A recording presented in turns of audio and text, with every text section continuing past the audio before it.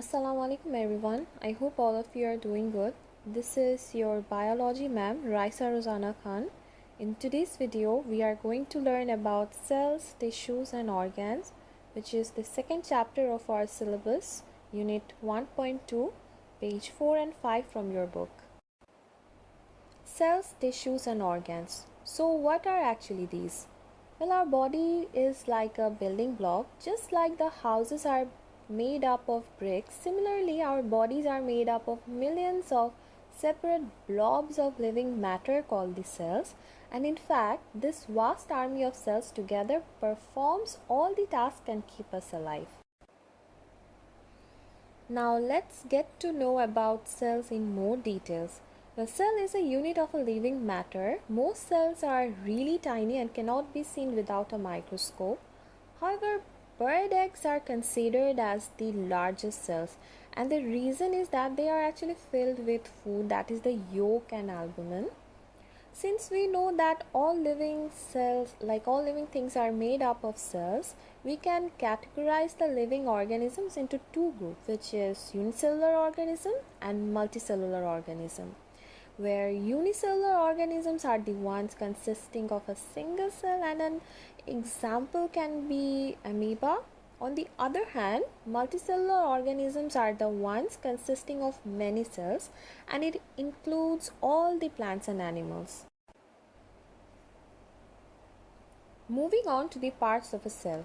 Whether it be a plant or an animal cell, all living cells consist of a living material called protoplasm. Additionally, it also contains a cell membrane, cytoplasm, and a nucleus. So these things are present in all the living cells. However, there are some variations as well. You can see them in the picture. The only dissimilarities are that plants have a cell wall, they have chloroplast and a large and a central vacuole. Now let's look into each parts with more elaboration, starting with cell membrane. Well, to all intents and purposes, cell membrane is like the boundary of a cell, or we can say the outer skin of the cell. Moreover, it controls the movement, like what is getting inside and what is getting outside the cell. Furthermore, it allows the waste substances to leave the cells and lets the other chemicals to enter the cell that is actually needed for the cell. Following on to cytoplasm, it is a jelly-like substance containing 90% of water plus proteins, then oils, glucose sugars, vitamins and minerals. They often contain a fluid-filled space called the vacuoles. Well, in case of animals, the vacuoles are not present in them. And cytoplasm also contains grains of stored food and oil droplets as well. Next, let's talk about nucleus. Well, nucleus in one word we can say is the information center or the control center of the cell. It generally controls in the the formation and development of a cell. Remember I mentioned about multicellular organisms in one of the previous slides? Multicellular organism consist of many cells, but they start with a single cell with a nucleus and cytoplasm. Then from that single cell they divide into two and then into four and so on until it reaches like millions and millions, and each cell that has been formed, they contain a nucleus of its own, and as a result each cells among the millions is like controlled by their own nucleus, whether it be a blood cell, a bone cell, leaf cell, like all of them have a nucleus which controls them. And not to mention, nucleus also controls the chemicals which cells like manufactures, alright? Okay, so coming back to cells, tissues and organs. Remember in the first slide we discussed about that our bodies are made up of millions of cells, just like the bricks of the houses. Well, then how these cells turn into human structure? Actually, our bodies are made up of many organs, and those organs are made up of tissues, and the tissues are made up of cells.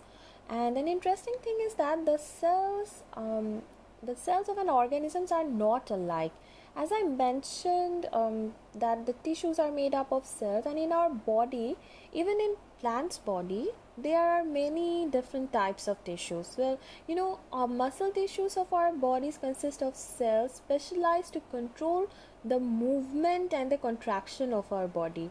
Similarly, the nervous tissues consist of cells which allows nerve impulses to travel along them. In accordance, an organ is made up of several tissues. For example, heart is an organ consisting of muscle and nervous tissues, which is like bound together, bound together with fibers called connective tissues. In short, just keep one thing in mind, that all the cells make up the tissues, and the tissues they make up the organs, and all the organs all together they make up the organ system of our body. Okay, so lastly, let us just take a look at some examples of plants and animal cells. So as you see, here are some of the different types of animal cells, and our body is made up of about 20 different types of cell, and the shapes of the cell they vary from cell to cell.